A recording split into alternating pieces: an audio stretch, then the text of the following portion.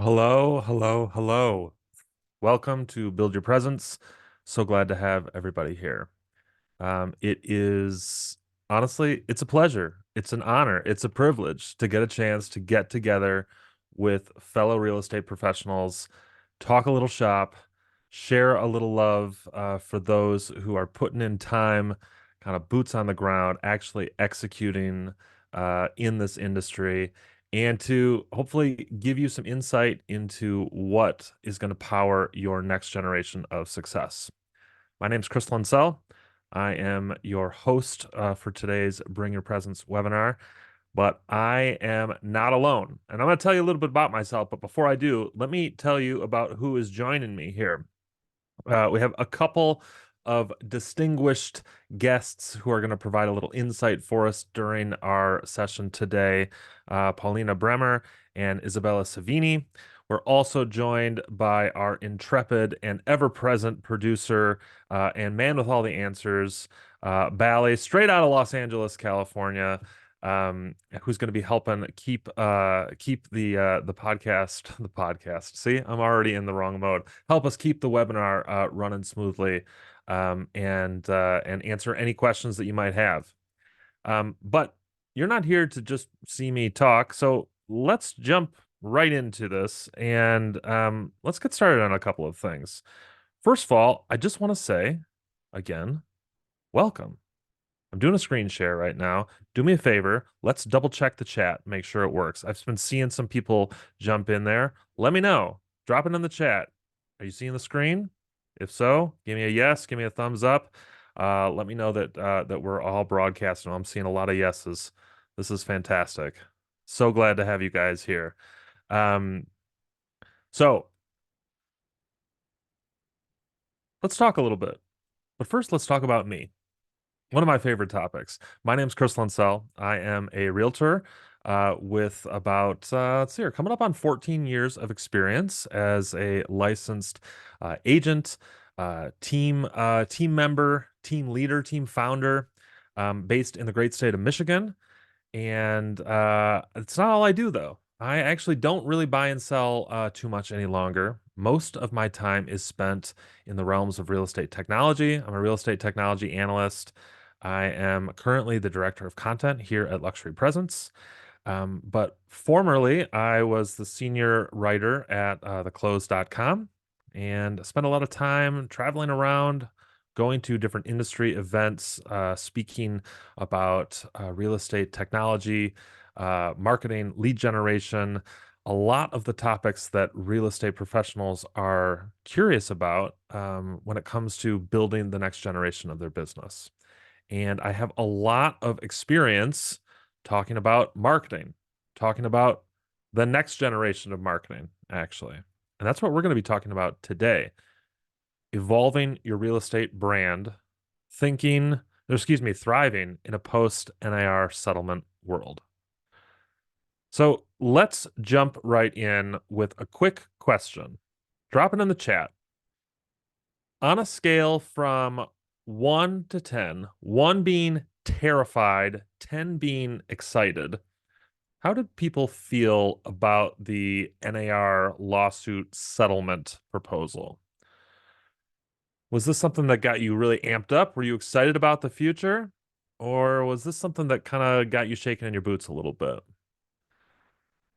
I see a lot of folks on the upper end of the spectrum. That's great. Oh man, love it. Love it. Guys, this is fantastic. This is great news. I do see a couple of oh mans, a couple of nightmares, a couple of this is going to add some stress, and I get that too. Listen, the NAR lawsuit settlement, if it's approved, is definitely going to affect the way that we operate in the real estate industry in a lot of different ways. And we're not going to get into all of those ways because we don't have all day and all night and tomorrow. But we are going to talk today about how it's going to affect your approach to brand and how you communicate your value to your clients and your community. I'm confident that you're going to have some questions along the way, and that's fantastic. I love questions. Feel free to drop those questions in the chat. Our man Bally is going to be responding where necessary or where appropriate. He's going to be cataloging where we can come back to things. So your question will not be forgotten. Make sure to put it in there if I'm talking through something and you want to hear a little bit more. I'm going to answer one question specifically. Oh yeah, Bally called out right in the chat. Q&A section is open too, so feel free to use that. I do see a question from Wayne. I'm going to call out right now. Do you have to already be a luxury agent to use your platform? No, you do not. We'll talk more about that, Wayne. But the short answer is no, you do not have to be a luxury agent to use luxury presence. And you do not have to be a luxury presence customer to get value from today's webinar. Not even a little bit. We'll talk more about that, but let's get into it. Listen, guys, before we jump into today's webinar, I want to set the stage a little bit. This is what I call getting in the same room, okay?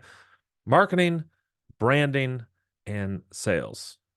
These are three siblings that kind of live in the same house, but they are different people. So let's do just a quick differentiator here. Let's start with brand. It's kind of the subject of our webinar here. So let's lead off with what is brand? Brand is your reputation. Your real estate brand represents who you are. It's what you do. It's what you're great at. Your real estate brand even extends beyond yourself. It's who you serve. It's your differentiated experience and expertise. Your brand is your value to your community. Okay. So think about this just for a minute. Brand is all about who you are and what you do. Okay. That's the most you need to know right now. How did brand change pre and post NAR settlement? We'll get into that in just a second. Marketing is how you reach your audience. Okay. Marketing is the levers that you pull to get your messages in front of the right people at the right time. Okay. So think about just for a minute all the different ways that you communicate with your audience, whether they're your clients or your prospects or your communities. Okay. We have digital levers to pull, right? You have social media, you have email, you have analog levers to pull, you have postcards or maybe letters, you have billboards, even. You have in real life opportunities, open houses, that sort of thing. You have sponsorship opportunities, right? Putting your name on a banner out in the outfield of the Little League field in your community. These are all marketing ways that you get in front of your audience. Marketing is the vehicle through which you translate your brand. All right, so we have brand and we have marketing. These are two of the three siblings. Sales is how you drive action and attention to finite opportunities. Sales is how you get people to act right away. Okay? So now we're all in the same room. Let's get into the deeper stuff. Let's start talking about how these items are affected post NAR settlement. Let's think about how the value of brand has changed. I want you to imagine what brand was in your business universe before NAR settlements happened. Remember, this is back in the age where we're still coming down out of the COVID mania. This is when realtors were a brand just by having the word realtor on their business card, right? Their brand was, we've got this little R, we've got the market that we served, we've got a headshot, we've got basically just a pulse. This is what most real estate brands was. Developed brands, things that were unique and sophisticated. These were really brands that were reserved for elite performers, and for those who had really a deep experience in marketing. Right. Post NAR settlement, this world is changing. Brand is going to become a must-have. It's going to become an absolute requirement if you want to make money because following the NAR settlement, if it is approved, our clients are going to be evaluating us much more stringently, especially on the buy side. It's going to become an essential tool when negotiating commissions. If you don't have a very clear understanding of how to prove your value to your community and to provide an absolutely clear picture of what you will deliver for the money that you charge, you're going to be finished. You will not have any leverage for creating thoughtful conversations, especially on the buy side. This is likely going to be a separator for those who can scale their business and those whose business stagnates and separates out. Differentiation is going to become a requirement. Okay. If you can't set your brand apart from your competitors, you are going to stagnate. And honestly, it makes sense why the NAR settlement would prompt this. Again, let's think back just 2 years ago. I want you to think back as we were coming out of the COVID fog as a country, what the market looked and felt like. There was low inventory. Interest rates were artificially low. It was very cheap to buy. The economy was kind of in boom mode thanks to all the money that we dumped into it. And we were dealing with a lot of pent up need and demand in the housing market thanks to COVID. The need for brand and differentiation was very low because honestly, there were so many people who were looking to buy and so many sellers who realized it as an opportunity that anyone with a real estate license could be successful. But post NAR settlement, the market is looking very different. Inventory is still low, that's true, but those low inventory numbers are now driving prices high enough that they're eliminating participation. Financing is now twice as expensive as far as interest rates goes. Inflation is throttling the economic outlook like it wasn't before. And for better or worse, the National Association of Realtors is in the news in ways that is not driving the positive image of our industry. To sum this all up, 18 months ago, buyers didn't really care who you were or what you could do as long as you could get them into the house. But now, come July, the decision is going to be made much slower. Buyers are going to be much more deliberate. Sellers will follow suit. And buyers now have a new cost, the agent commission. So they're going to be shopping hard for their agent. And sellers are going to get the message too. If you can't prove that you're a good fit for what they need, better than your competitors, you're going to be in trouble.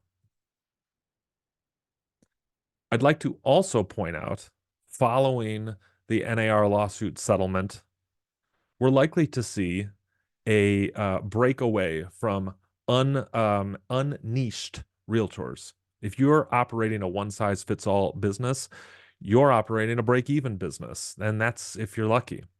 People don't want a jack of all trades. They want somebody who is specialized specifically in their particular need. We, with a new developed brand, have the opportunity to provide that for people. And those who do are going to have a marked advantage over those who don't. To close this section, I want to tell you a quick parable and drop it in the chat if you've ever heard this before. Did you know that bananas at Whole Foods and the bananas at 7-Eleven come from the same supplier? In fact, often they come from the same truck. They get dropped off on the same route. So why do people pay 50 cents for a banana at 7-Eleven and pay $2 for a banana at Whole Foods? It's because the brands of 7-Eleven and Whole Foods have been differentiated. The expectation of value, the the experience and expertise in providing high quality, uh, uh, healthy produce is there with Whole Foods. That brand has been established. Whether or not you are a 7-Eleven realtor or a Whole Foods realtor, your clients are going to be asking you why they should be paying $2 for that banana. And brand is how you justify that. Now, I want to bring another voice into the conversation. I'd like to invite Isabella in for a mini interview. Quick 4 minutes in and out. Let's talk a little bit. Isabella has some particular insight into brand expertise, and I'd love to ask her a couple of questions. Isabella, thanks for joining us today. Of course, excited to be here. Excellent. Hey, listen, can you start off, give us a quick hit. Tell us what you do here at Luxury Presence so we can all kind of get in the room with you. Of course. So my name is Isabella Savini. I'm our Client Solutions Design Lead at Luxury Presence. And now I've been with the company for just over around 3.5 years and have had the pleasure of partnering with some of the most well-known agents, teams, and brokerages in the industry to build and refine their brands, which is exactly what we're talking about today. A few names you might all know here. We recently just launched Josh Flagg and Tracy Tudor of Million Dollar Listing Los Angeles's websites, as well as the new website for the Serhant brokerage. And prior to Luxury Presence, I was actually at Bespoke Real Estate in the Hamptons. So I'm very familiar with all of the major metropolitan markets and really what the top players in them are doing to help them get to the top. Excellent. So you've obviously worked with many of Luxury Presence's most successful clients, and you've really had the task of translating their brand ideals into a website. Have you learned any lessons about brand in real estate from these high performers that you think might be valuable for the rest of us? Absolutely. And I think it really goes back to basics here and where we kick off the conversation with these clients. Because, first off, the most important thing to recognize about branding, and you kind of touched on this earlier, is that it's really more than just a visual identity or a logo or a color palette. It's really about creating that experience and, most importantly, that emotional connection at each and every touch point with your consumers, whether that's how you show up to a listing presentation, to your social media, and ultimately your website. So if you think about the goal of branding, it should be to appeal to your ideal consumer's emotions and elicit those responses through intentional positioning, messaging, and alignment. And so the two big ones here that I like to focus on are similarity and like-mindedness. So meaning your consumers feel like they can relate to you, they share your values, your preferences, and your lifestyle, and also that sense of familiarity and recognition. So when you've seen something before, it evokes this sense of trust, community, and belonging. And that Mhm. cohesion that you see really helps people to recognize and remember your brand, creating that valuable mind share and awareness. That's Uh, really helpful. I want to just point out, just to kind of anchor back, you didn't talk a single time in that entire answer about uh, getting on Facebook or sending the right email at the right time. These are you're not talking about the vehicles on which we deliver our message. You're talking about the message itself, yeah? And that's really what the most important thing to understand about branding is before you jump into those vehicles, before you jump into the marketing tactics, as you talked about earlier, you really have to have that foundation for who you are as a brand and then really build upon that. And one thing that I haven't talked about yet is the visual cues. And that's really important because that is a huge part of your brand. But Mhm. ideally, your visual identity should complement your brand messaging and allow you to align yourself with those other like-minded brands, preferences, and lifestyles that your consumers relate to through the imagery you choose, through your color palette, and through your typography. And so Mhm. one example I think has been really powerful in my time working with Luxury Presence and our clients is Official Partners, which was started by Tal and Oren Alexander of the Alexander team. They know who their target audience is intimately, and they appeal to the discretion and sophistication of their clientele through a visual identity that is equally sophisticated and refined, where each and every detail is very intentional. And so Mhm. their selected imagery appeals to these lifestyles of curation and appreciation of art and architecture. And they really paint their markets as these hubs for those who value this, and their agents as advisors versus just agents who are there for the transaction. And so if you tie that all back and look at their messaging, one of their main taglines is transcending the transaction, which really perfectly complements these visuals and paints that experience with their agents about more than just the next sold listing, but about kind of really sharing those values, those lifestyles Mhm. with their consumers. Okay, so last question here. We're not Josh Flagg. I'm not Josh Flagg. I would guess that most of the folks on this call, though I don't know y'all for sure, but and so feel free to correct me in the chat if I am underselling how Hollywood you are. But most of us don't have the brand ethos of somebody who's been on $1 million listing for 10 years. What's one thing that those of us who are operating as civilians in the field can do to get started with our brand development today? Let's just assume we're all in here, like we all have a basic understanding of what we do. What's one thing we can do to get started on building our brand? So I would say really focusing on that foundation. Look at your customers, who they are today, and who potentially you want them to be in the future if there is a shift there. And then really just think about what I just said and be authentic. So figure out who your niche is, what value you can offer to them that no other competitor can, and start to build your positioning and messaging around there. And then align that with with your customers, their preferences, interests, and lifestyles. Amazing. Amazing. Isabella, thank you so much. Guys, Isabella's going to stick around to do some Q&A at the end if you have questions for her. So, yeah, if you've got questions about the work she does here or her experience, drop them in the Q&A. We'll make sure that we get to them. Okay, we're going to move forward here, but I do want to just give you all one quick little piece of homework. If you haven't yet gotten kind of the message about what brand is and how you can use it to build your business, grab a piece of paper, grab something to write with, and on that paper, you need to write down who you are, what you do, and why you're valuable. What do you add to your community's conversation about real estate? If you don't have a brand yet, you do now after completing that one piece of paper with 3 prompts: who you are, what you do, and why you're valuable. That is your brand. If you can start there, you'll have something to build on. Okay, let's jump in and move forward into another section.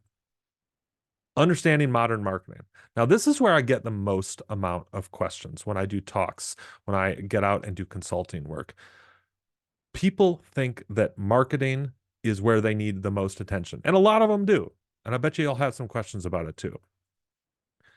Let's start with a few old school real estate marketing missteps. Now, I'm calling this out right now because these were missteps 18 months ago, and they're incredibly big missteps in the post-NAR lawsuit settlement era of real estate. Okay?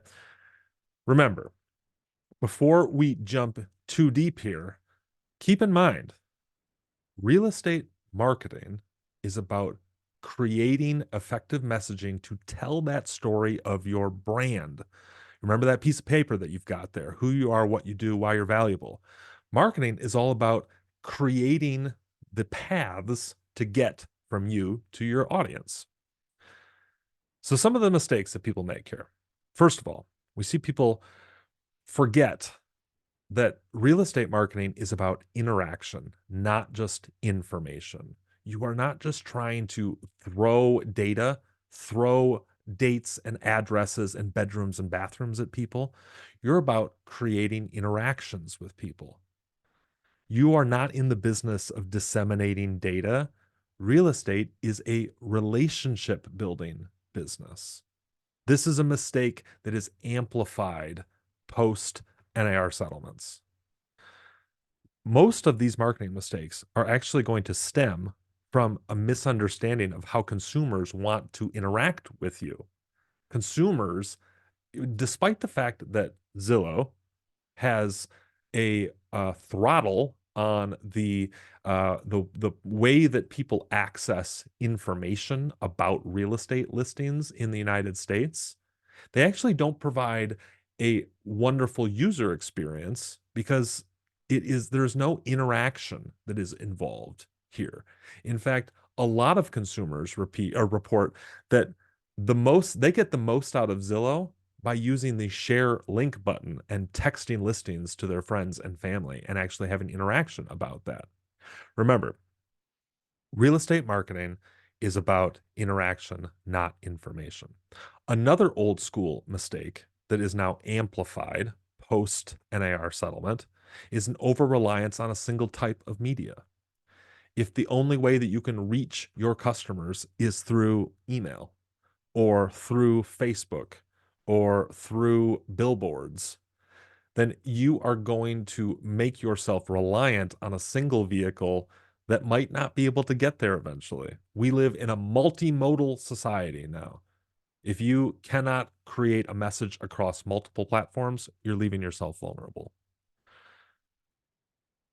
Another mistake that I see a lot of people making right now is this idea that there is such a thing as passive or set it and forget it marketing.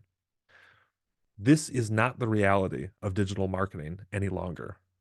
If you are thinking that you can just throw something up on a website, that you can just post something on Facebook and then just kind of let it be, again, you are falling victim to this idea that we are delivering information and not interaction.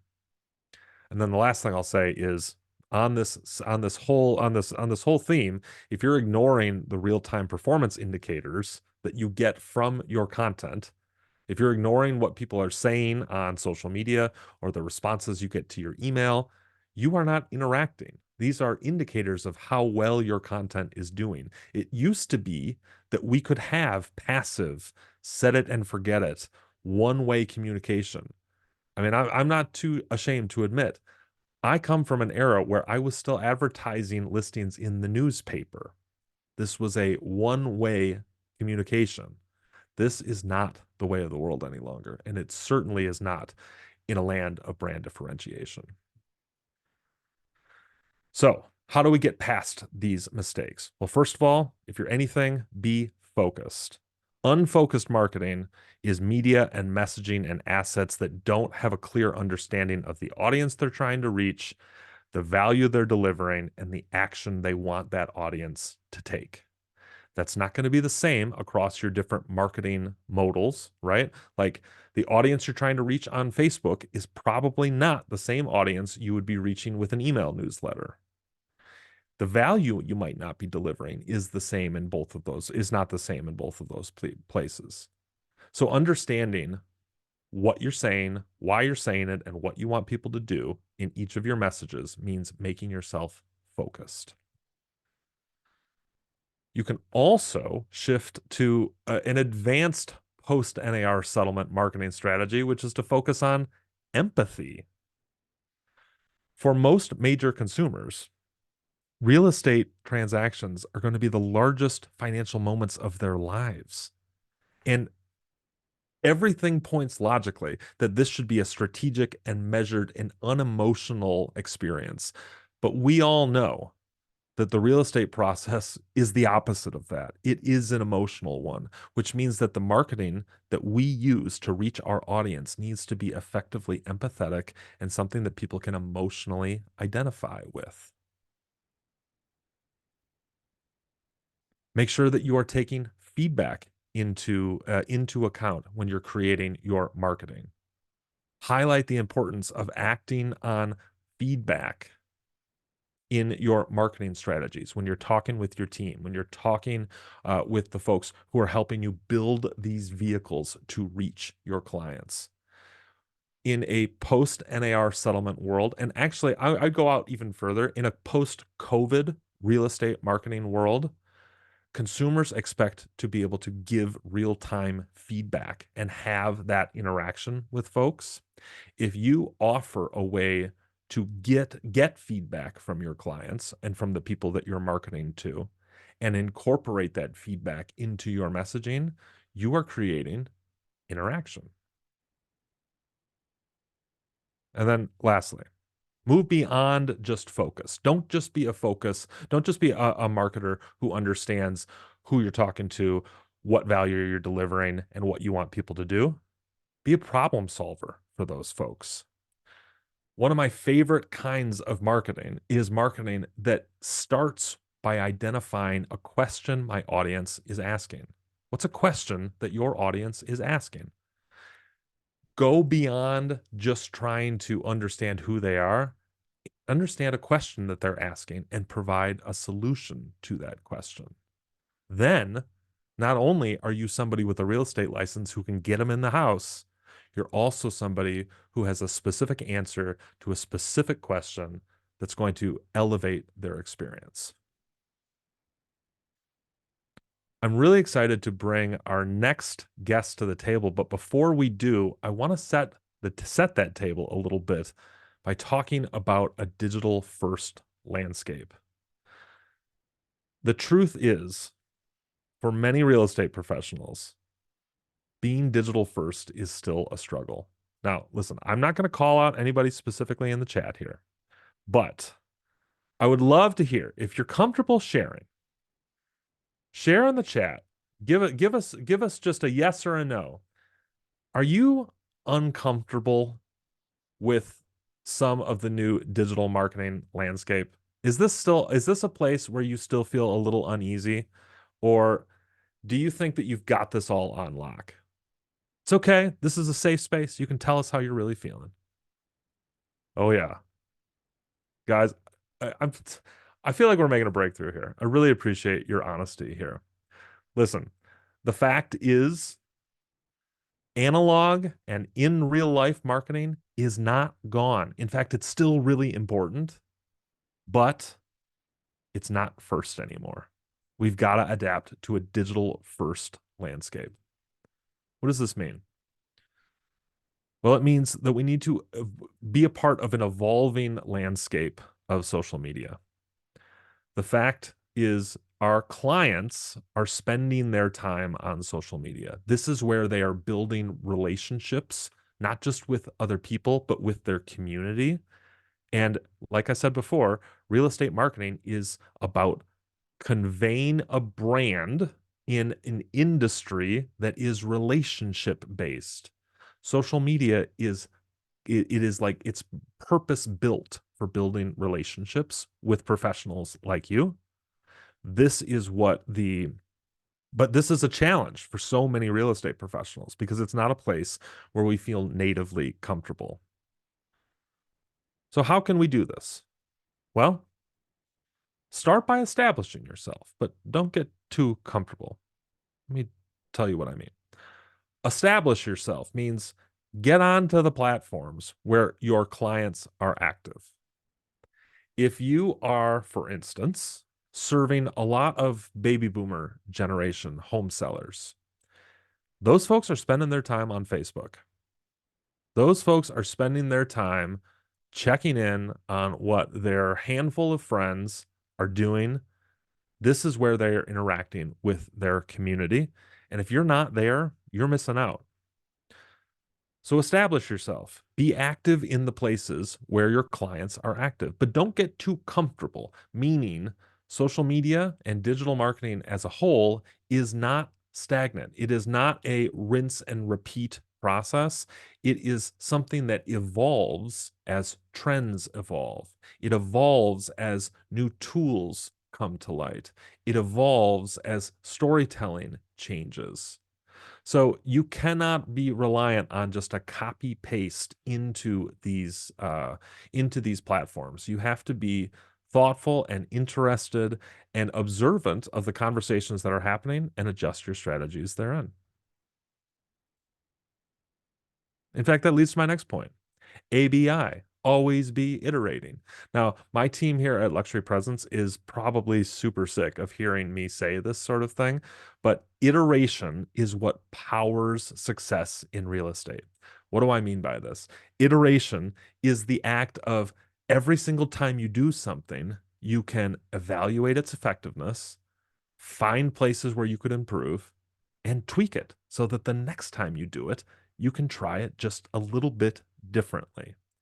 Real estate is a wonderful industry for this because what do? We are constantly meeting people, building relationships, nurturing leads, signing buyers and sellers to contracts, closing property. We do this over and over and over. It seems repetitive unless you are iterating, and then every single time you do it, it's an experiment.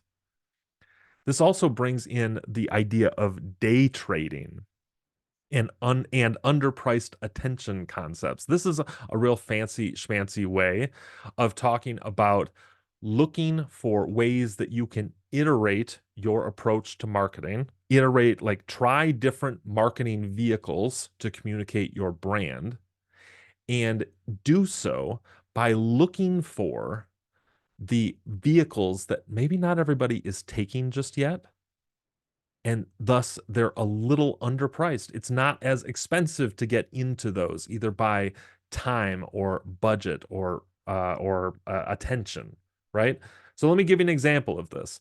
Day trading, underpriced attention concept would be if everybody is spending their time on Facebook, if you're serving those baby boomers, that's great. That's where you need to be spending a lot of time. But if you want to iterate with those people, try starting a Facebook group and inviting them into your individual community. That's an easy one, right? That one probably isn't that underpriced any longer. We know about Facebook groups. Let's take it a step further.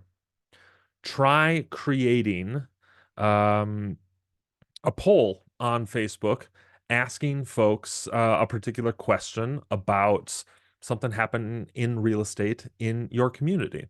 And for everyone who answers a certain way, send that person a DM and invite them to an email list, invite them to a mastermind, invite them to a free class that you're giving.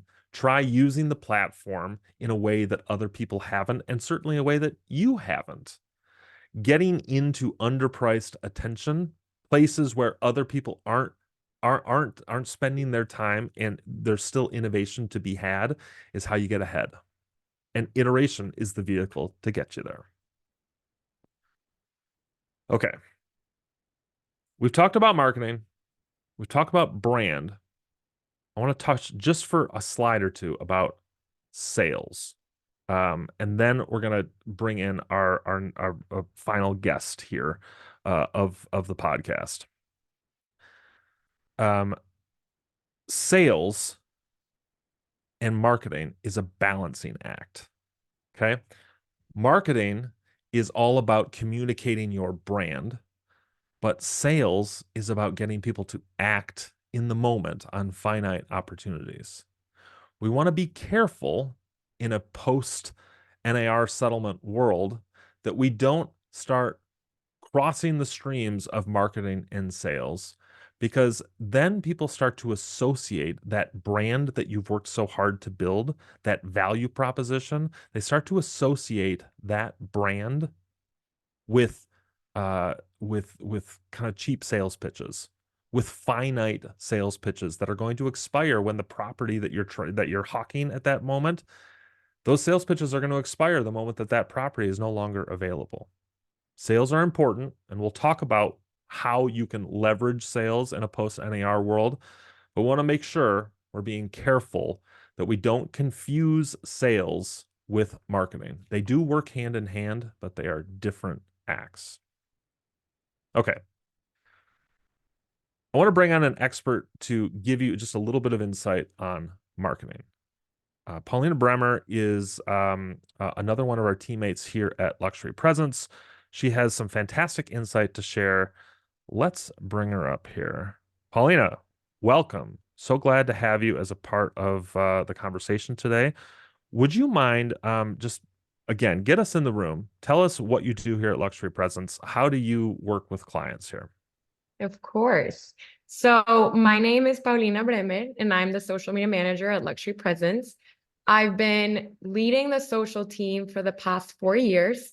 I joined LP as a marketing coordinator and quickly transitioned to our client marketing team as a social media manager. So what do? As manager, I manage a team of 9 social media experts. Each of them is assigned to a group of clients, and they manage their clients' social media accounts. So their day-to-day, what do they do? From content ideation to sourcing for that content to publishing and reviewing performance, they own their clients' social media from start to end. So they're creating unique social media strategies, and they work with content creators to deliver monthly social media calendars based on their client's brand, vision, and goals. So lastly, my main focus as a social media manager is one, to set my team up for success, but two, to optimize our social media services by gathering client feedback. Our clients' feedback helps me shape what we're offering and continuously evolve our offerings because, as you know, social media changes every day. There's new trends every week. So we keep up with that and we take client feedback to make our services better. Amazing.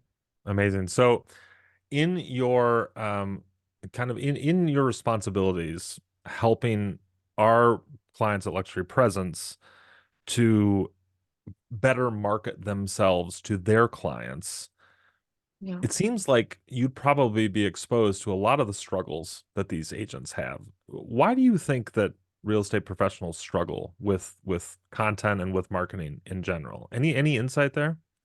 Of course, I get to talk to our clients during the early process of the social media journey and towards the end as well, when they're frustrated, when they're trying to get advice from us. And I think there's an easy answer to this, and it's time and competition. Hmm. Today's marketing is very challenging because you're not just creating content, you're having to create really good content that's going to last and it's going to be impactful for a group of clients or users. So after speaking with some clients, I've noticed that real estate professionals are struggling to allocate time specifically for their marketing. It seems as if the first step, which is content ideation, is the hardest one for them because they're in such a fast-paced environment. It's tough for them to sit down and actually think of personable stories that they can share online. I've found that once you sit with your client and you start brainstorming ideas, then it's easier for the rest to come to mind. So that's time. And how do you overcome time with social media? There's two options. You either invest time to your marketing to create really high quality content, or you pay someone else to do it. Now, competition, you have to stand out. You have to be different. And how do you overcome that? Through your personal brand, like Isabella was saying, and what we've been mentioning, and sharing real stories about you, not generic content. Mm-hmm. Fantastic. So, um, yeah, I love that. I love that. That's so helpful. Um, so you, as a part of this role of your role here with LP, you get a chance to be a part of developing content and strategy for our clients for them to use. I'm sure that they give you feedback on the content that we're developing for them and the strategies that they use. What are some wins here? What is some content that we've done here at Luxury Presence that our clients say, yes, this worked great. I love this. This is the sort of thing that I need to help kind of fuel my marketing and tell the story of my brand. So again, like everything in marketing, it's different for every client because we're creating unique content and unique strategies for every client. So we break down our content into different pillars, and every month we talk to the client to see what kind of content they want to get out there. And we also look at performance based on past content, and we recycle, but we make each post unique. So what has worked really well is one, the aesthetic of our social media posts always gets good feedback because we try to match the style and the design to our client's website and overall marketing. You need to make sure you have your branding on social media so people can recognize you quickly and you're not just someone else. And then also what works really well is being informational versus selling on social media. People don't want to see a ton of ads on social media. They're there mostly for entertainment, and that's where you need to capture their attention. So telling your story, a day in the life, neighborhood guides. What are your favorite restaurants? What do you do in your area? Why would you move there?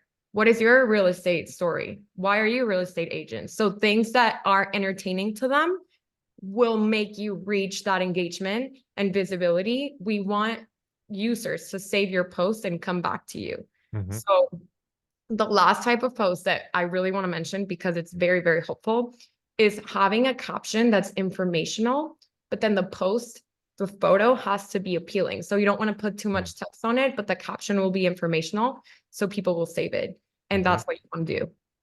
100%. That's great. That's great advice. And in fact, I would take that advice and even um, like plugging into this to the conversation we've been having so far, we've talked about marketing as a vehicle to tell your story, to tell your brand's story. That last piece of advice even takes it a step further. It is suggesting that it's not just a vehicle, but it's like a fleet of vehicles, right? That all kind of have to move in concert with one another to effectively tell your story. So it can't just be Facebook is the vehicle that I'm using to tell this story. It's also got to be the image on Facebook has to be aligned with what people will stop them from scrolling. The information in the caption has to be aligned with the value that you want to provide and that is consistent with your brand. Paulina, I really appreciate your insight today. Thank you for being a part of this conversation. Guys, Paulina's going to stick around during the Q&A. If you have questions for her, would love for you to drop them in the Q&A or to shout them out in the chat. Would love to connect with you. We're coming towards the end. I can't believe it. Coming towards the end of this conversation, but I do want to share just a handful of other things that might be helpful in thinking about your brand strategy post NAR settlement, why things are different. Specifically, let's talk about how to measure your success. Now, measuring success in brand marketing and sales can be difficult because there's a lot of distractions in this field, but let's cut through the noise together. First of all, branding is a long tail effort. The results of your work are going to take months, sometimes years. Brands take a long time to mature. Now, it doesn't mean that you don't pay attention to your results along the way. It means that in the early stages of your brand development, you need to measure your success by your input, the work that you're doing, and your ability to iterate based on feedback. Don't get too hung up on the output of your work because that's going to be difficult to measure, at least in the beginning. But it is easier to measure when you get into your marketing. The results of that hard work in brand come sooner in marketing because marketing is a medium tail effort. The true effectiveness of marketing is all about understanding the vehicles that you're using to deliver that message. It's understanding, am I on the right platform to connect with my audience? Is my audience responding to the messages that I am creating? Are they taking the actions necessary in order for me to build my business? Some of my favorite metrics for marketing are engagement. How many people are engaging and interacting with you? Sign-ups to things that are off platform. So like if you're marketing on Facebook, you should use something like a sign up to an email newsletter as a measure of whether or not you're being successful. Somebody has decided your message is valuable enough that they want it outside of the place that they're typically engaging with you. Metrics like attendance at open houses or webinars or DM responses if you're going to be talking to people. These are all engagement metrics that very clearly identify what you're doing is working. But there's also traps and vanity metrics on these platforms you got to be careful of. Everybody wants 1 million followers on Instagram, but what's 1 million followers worth if none of them are talking to you? Everybody wants to have 100,000 people on their email newsletter sign up, but what's the point of having 100,000 people on their email newsletter if they don't get any traction on any of the messages that they send? Don't get stuck in the vanity metrics. They're not going to serve you. They'll give you a dopa hit in the meantime, but that dopa hit's going to wear off and it's definitely not going to translate into closed transactions.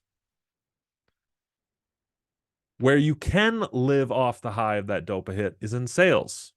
Sales is a short tail effort. Property listings, open houses, events, these are all finite activities with quick turnaround. Okay? You can measure your input and your output usually within a week on this sort of thing. But you do want to be careful because these have traps and vanity metrics too. Remember, the effectiveness of an open house, just as an example, the effectiveness of open house advertising, You'd think that that open house advertising effectiveness could just be measured on raw attendance to the open house.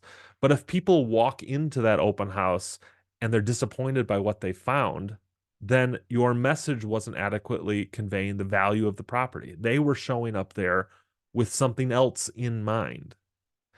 The reason that this is really important for folks to consider in a post-NAR settlement world is we are now under a microscope in the real estate industry as to whether or not we are consistently and accurately providing the value that we say we're going to provide. That our messages are clear and concise and straight to the heart of the question that our audience needs answering. So being able to deliver that answer in a sales environment, for instance, can be really powerful. You can get people exactly what they need when they need it. But if you're not delivering that, you become one of those generic, unnamed, unfaced realtors, and you're going to be relegated to the mediocre bin. Finally, last thing I'll say. When you're talking about understanding your performance, I encourage you to move the goalposts. The more you do this, and when I say this, or the more you do it, meaning branding, marketing, and sales, the better you get at it. And the more efficient your process and your performance becomes. The more you consistently brand, market, and sell, the larger your audience gets, the higher your conversion rate becomes, and the more efficient your production becomes. It also means that you can iterate faster and you can respond to opportunities faster. There's really no ceiling for the opportunity, only a budget of resources or time. And that's the last point I'll make about this is if you're not growing, if your goalposts are not moving, there's a reason why. You have become stagnant. And in a world where everything is moving forward, the person who's standing still is actually moving backwards. So, especially now, be thoughtful. Remember, this year's goal cannot be the same as last year's goal because that means you're standing still.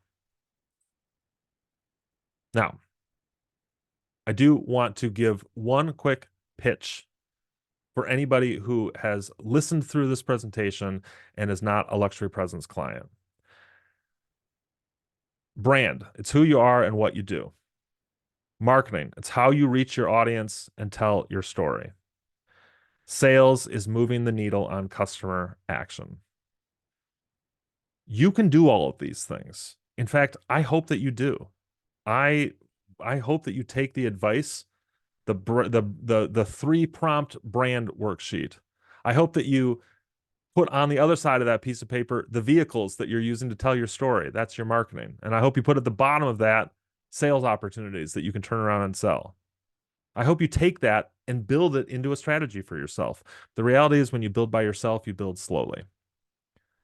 When you build with a partner, you just build a lot faster. Luxury Presence would love to be a partner with you. We believe that you can do it, and we know that we can help.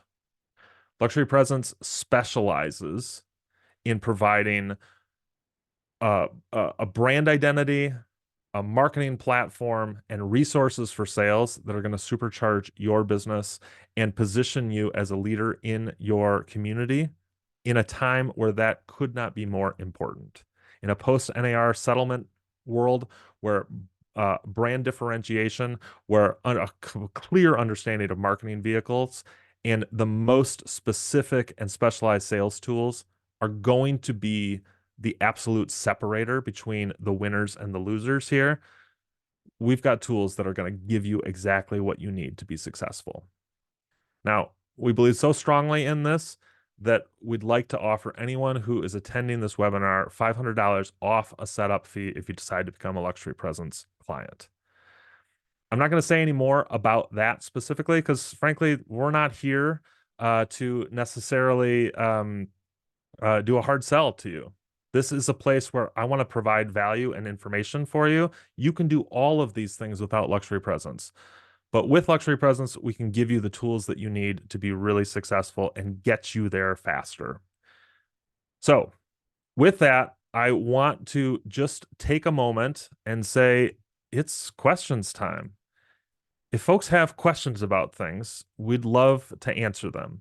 I am going to stop doing the screen share for a second and open up Q&A. Bally, do we have any questions that we can jump in on here? Yeah, there's a couple. Uh, there's a good one for Power actually. Okay. So Power, there's a question here saying if you have little to no social media presence, where would you advise to start? Great question. So number one is personal brand. We talked about it. You need to work on your personal brand. So understanding what's your color palette, what are your logos, what's your typography. You need to look the same everywhere in the digital world. So that would be number one. And two, knowing your story. So knowing what about you makes you different and then sharing that with your users. So create posts, create videos, get in front of the camera, interview people, have people interview you, and then see what's working. Also, the other thing that's really important is identifying your ideal client. You don't want to be talking to everyone on social media. You need to choose your ideal audience. Are you talking to first-time buyers? Are you talking to upsizers, downsizers, first-time construction? So personal brand, ideal audience, and your story. I would add to that, Bally, too, to be thinking about um, for someone who doesn't have a social media presence, consider specifically where your audience is spending their time and use that platform as a place to at least investigate where to get started. I'll give you an example. A lot of my friends spend a ton of time on LinkedIn. This is a place where we spend a lot of time talking about work, talking shop, getting really nerdy about stuff. This is a place where I connect with people on a regular basis, and I definitely follow some people in my community who are giving really good advice. That advice would fall on deaf ears if I was posting it on Pinterest, as an example. So platform is important here. Make sure that the platform you're choosing lines up with where your audience is spending your time.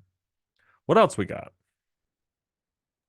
There was one that we had for Isabella and from Andrea earlier, and she wanted to ask like if there's any action items that you're seeing that she could take away or anyone could take away from what you know that the top agents are doing, the top producing agents are doing, especially since like a lot of agents aren't on TV and stuff. Any action items? Yeah, so I would say being authentic and bringing your personality into your social media.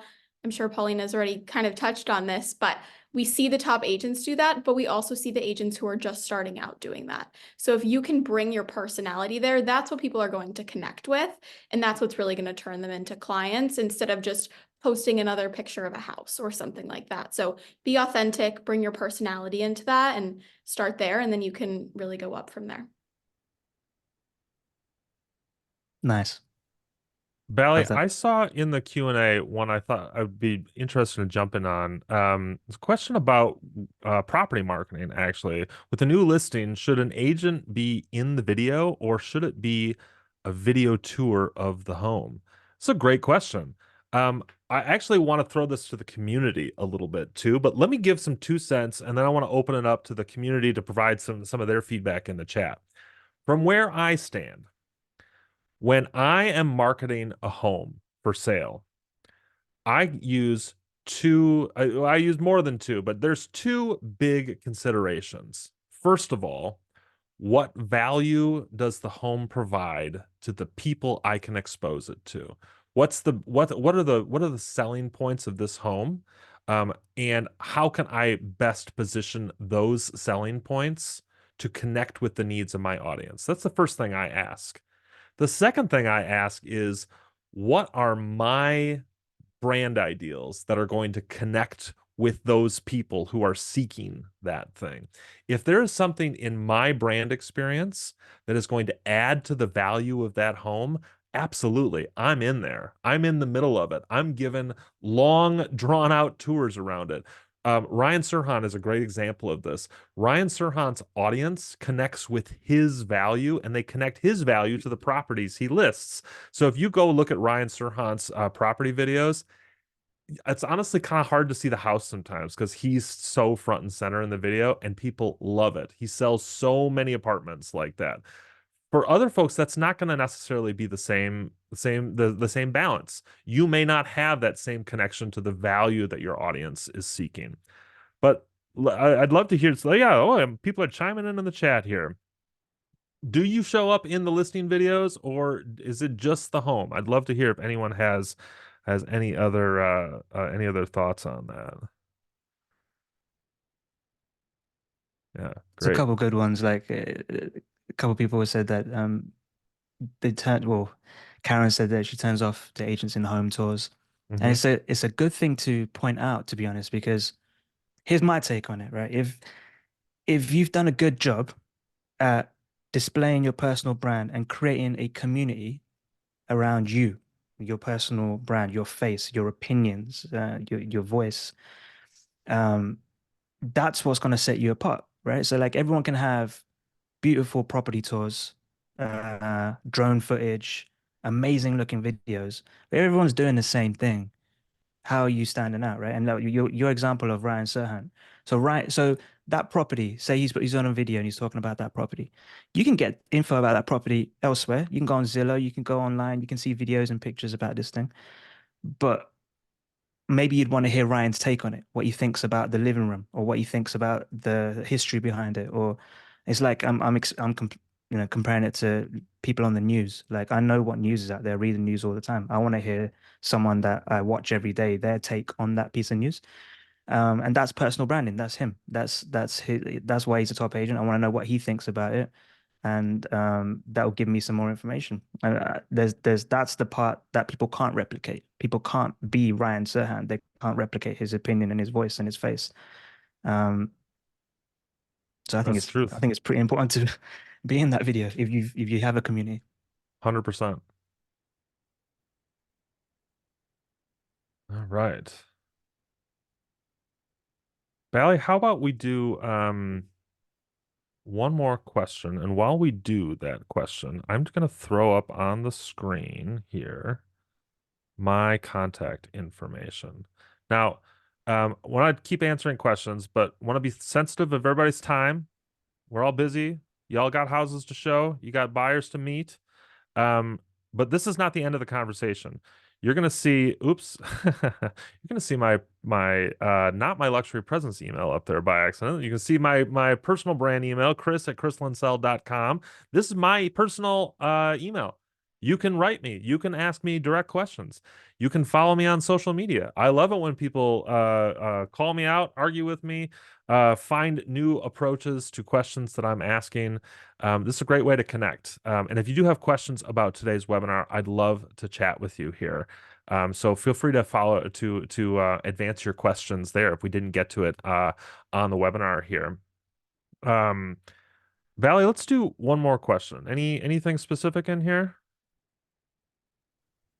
Um, there's one from Brooke about, there's an interesting one. How do you determine if results are from the marketing strategy itself or the actual thing that you're marketing, say a luxury listing? For like a luxury listing, naturally she thinks will get more attention, more attraction, but there's listings that aren't as aesthetic and glamorous. So what's your advice on measuring that and marketing some of these less glamorous sides of real estate? That's a great example. That's a great question. My quick answer to that is think about think about the two components that Paulina mentioned when she was talking about that fleet of vehicles in our social media conversation. It's not just about the photo, okay? The photo is important. The photo represents the glamorous multi-million dollar property that is easy to stop on, right? It is easy for me to stop my scroll when there's a multi-million dollar compound on the water versus maybe a modest rural starter home, right? But that photo has to be partnered with value in the caption. And there are going to be some listings where the photo is super easy to draw attention, but this is a lot of flash and dash. It's a lot of show. There are going to be other listings where you don't have that photo advantage. So you've got to really think about the value that you provide via that caption. Now we're talking kind of metaphorically here within the social media landscape, but think about this just from property marketing in general. If you have a property that doesn't have that same sort of flash appeal, you've got to dig into thinking about what is the value that this property offers its potential audience. Maybe it's location. Maybe it's the acreage that it's on. Maybe it's literally the price point, that this is a price point of a property that is accessible to a market that the other multi-million dollar properties clearly is not. There is, I can literally, I can count on two fingers the number of times in my entire career where I've had a listing where I couldn't immediately identify something valuable about it.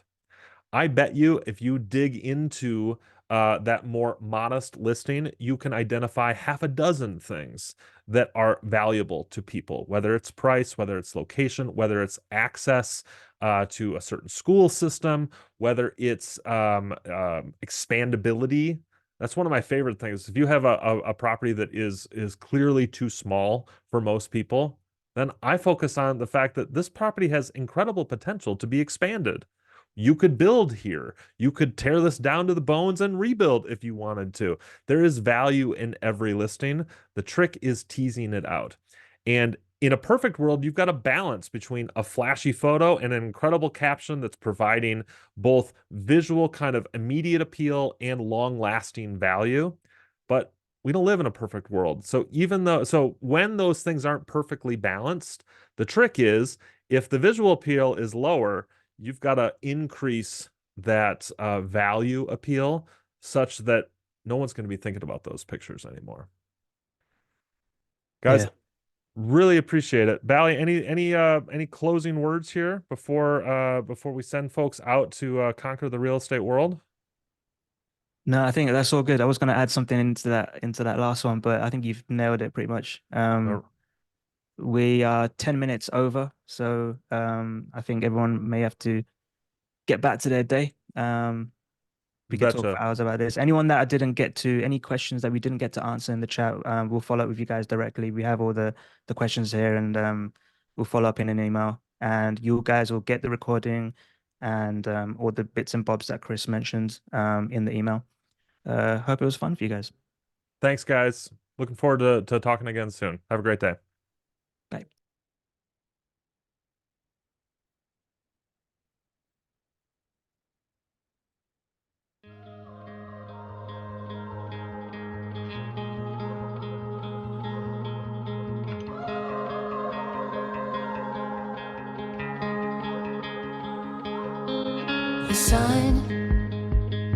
The sun is climbing slowly. I hold these moments closely, closely now. These waves hit a little harder. I know they're gonna carry me somewhere. Step into the open wide.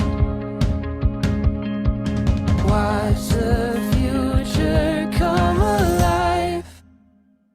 This is our time. Yours and it's mine. This is our time. Yours and it's mine. This is our time. Heart